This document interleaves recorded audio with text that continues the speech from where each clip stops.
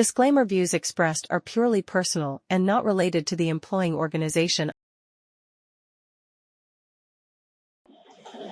Apart from gender sensitization, okay, the other angle that is coming out in this Kolkata rape incident is drug abuse. Exactly. Right? Yeah. And organized crime. Very good. Yeah. Both being run from the premises of the hospital. Right? And we also see that many of the doctors are actually chain smokers, or alcoholics. I understand that the stress of the profession probably applies,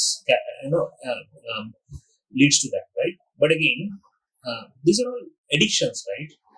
So do you want to sensitize on that matter, especially focusing on the drug abuse? Definitely.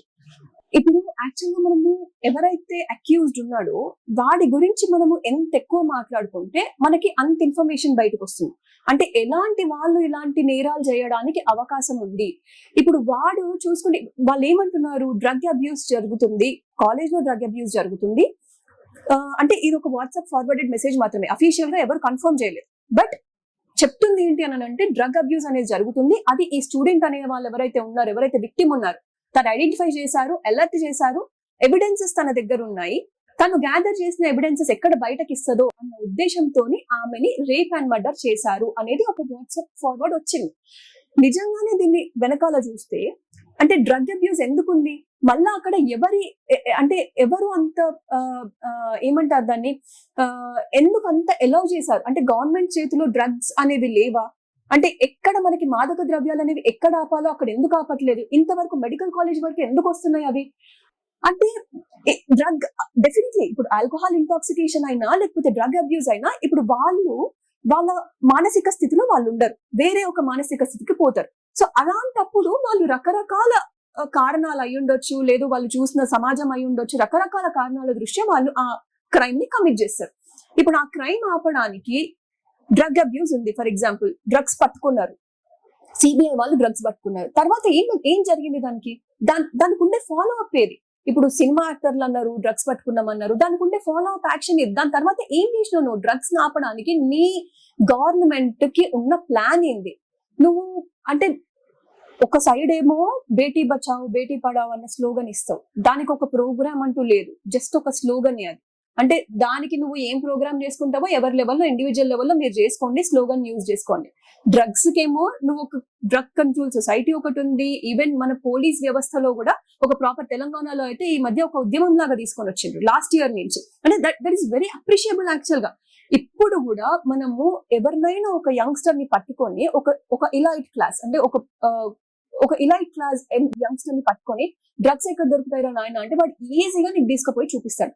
అంటే ఇంత ఈజీగా common man కి దొరుకుతున్న దాన్ని police వ్యవస్థ ఎందుకు అంత simple గా తీసుకుంటుంది, ఎందుకు పట్టుకోలేకపోతుంది, అంటే యువతని పక్కదారి పట్టించడం కాదా ఇదంతా, అంటే నువ్వు డ్రగ్స్ ని ఆల్కహాల్ ని ఇష్టం వచ్చినట్టు అలౌ చేస్తే ఎక్కడ పడితే అక్కడ గవర్నమెంట్ సారా కొట్టులు, అంటే ఇది not only elite class people, నువ్వు చిన్న లేబరర్స్ వాళ్ళు ఉంటే పొద్దున్న నుంచి సాయంత్రం వరకు వర్క్ చేసిన వాళ్ళకి నువ్వు ఏం చేస్తున్నావు, కళ్ళు దుకాణాలు ఓపెన్ చేసి పెట్టినావు, వీధికి ఒక కళ్ళు దుకాణం, వాళ్ళు రాత్రి 8 అయితే పోయాడు కళ్ళు దుకాణంలో కూర్చుంటారు. అంటే వాడికి నువ్వు ప్రొవైడ్ చేసిన మళ్ళా స్టార్టింగ్ నుంచి వాడికి ప్రొవైడ్ చేసిన ఎడ్యుకేషన్ ఏంటి, సమాజం, నువ్వు వాడి నుంచి ఎంత అకౌంటబిలిటీ ఆశిస్తావు, అంటే ఒక లిటరేట్ పర్సన్ అయ్యుండి వాళ్ళు డ్రగ్ అబ్యూస్ కి గురైతే వాళ్ళంతటికి వాళ్ళు తీసుకుంటే అదొక మ్యాటర్. వేరాజ్ ఒక చిన్న లోవర్ క్లాస్ నుంచి వచ్చిన వ్యక్తి, వాడికి చదువు లేదు, వాడికి సరైన ప్రొఫెషన్ లేదు, వాడికి అందుబాటులో ఇన్ని వ్యసనాలు నువ్వు పెట్టినావు, చుట్టుపక్కల వాడికి అందుబాటులో నువ్వు సిగరెట్ పెట్టినావు, బీడీలు పెట్టినావు, నువ్వు తంబాకు పెట్టినావు, కళ్ళు దుకాణాలు పెట్టినావు, ఇవన్నీ వాడికి అందుబాటులో పెట్టినావు కదా, అంటే యాజ్ ఎ వ్యవస్థ నువ్వు ఏం చేస్తున్నావు, నువ్వు చుట్టూతా ఉన్న వాడికి ఇంకా వాడిని మత్తులోకి పంపించి, అంటే వాడిని రియాలిటీ నుంచి దూరం చేసి వాడిని మత్తులో ఉంచుతున్నావు, అంటే వాడిని క్వశ్చన్ చేయనీయకుండా చూస్తున్నావు. So this all comes under. మనము ఈ డ్రగ్స్ పట్ల కూడా మనం ఎట్లాంటి స్టాండ్ తీసుకోవాలి, దానికి సంబంధించిన లాస్ ఫ్రేమ్ చేసుకోవాలి. ఈ డ్రగ్స్ ఎక్కడైనా దొరికితే ఇమ్మీడియట్ గా పట్టుకొని వాళ్ళకు కూడా స్ట్రింజెస్ పనిష్మెంట్ ఇవ్వాలి, ఎందుకంటే there are youngsters who get easily addicted. ఇప్పుడు మనం చూసుకుంటే 35 years 40 years వాళ్ళు డ్రగ్ అడిక్షన్ కి గురవ్వరు, ఎవరైతే యంగ్స్టర్స్ ఉన్నారో they are more prone for drug addiction, they are more prone for your accidents. వీళ్ళ ఈ పర్టికులర్ ఏజ్ గ్రూప్ ని టార్గెట్ చేసి అవన్నీ ఉంటాయి. నువ్వు వాళ్ళని ప్రొటెక్ట్ చేయి, వాళ్ళని వీటన్నిటి నుంచి ప్రొటెక్ట్ చేయి. నువ్వు వాళ్ళకి ఆల్టర్నేట్ ఎంటర్టైన్మెంట్ చూపించు. నువ్వు ఆల్టర్నేట్ ఎంటర్టైన్మెంట్ చూపించట్లే, నువ్వేం చూపిస్తున్నావు? మళ్ళా మెయిన్ స్ట్రీమ్ మీడియా, మళ్ళా మెయిన్ స్ట్రీమ్ ఎంటర్టైన్మెంట్, మళ్ళా మెయిన్ స్ట్రీమ్ సినిమా. అంటే నువ్వు ఒక కల్చరల్ గా నువ్వు ఎదిగినప్పుడు definitely there will be changes. So ఆ ఎదుగుదల అనేది లేకుండా నువ్వు ఎంత తొక్కి పెట్టడానికి ట్రై చేసి వాడిని ఎంత మాదక ద్రవ్యాలకి నువ్వు ఎంత అలవాటు పడి చేసేలాగా చేస్తే నీకు అన్ని క్రైమ్స్ అనేవి బయటకు వస్తాయి. ఎగ్జాక్ట్లీ ఇప్పుడు జరుగుతుంది ఏంటి? ఆల్మోస్ట్ మిడిల్ బెల్ట్ ఏదైతే ఉందో, హిందీ బెల్ట్ అని ఏదైతే అంటామో మనము, మధ్యప్రదేశ్, ఉత్తరప్రదేశ్, మన ఛత్తీస్గఢ్, బీహార్, ఇటువైపు చూస్తుంటే ఉత్తరాఖండ్, ఈ రాజస్థాన్, ఈ బెల్ట్ లో మన క్రైమ్ ఎక్కువ ఉంటది. ఎందుకు ఎక్కువ ఉంటది? Definitely because there is illiteracy, definitely because there is unemployment. అంటే these are all interrelated. మనం ఒక్క ఇష్యూని పట్టుకొని దాని ఒక్క విషయం మాట్లాడుకొని అక్కడికక్కడ సాల్వ్ చేసుకునేది కాదు. As a system we have to develop.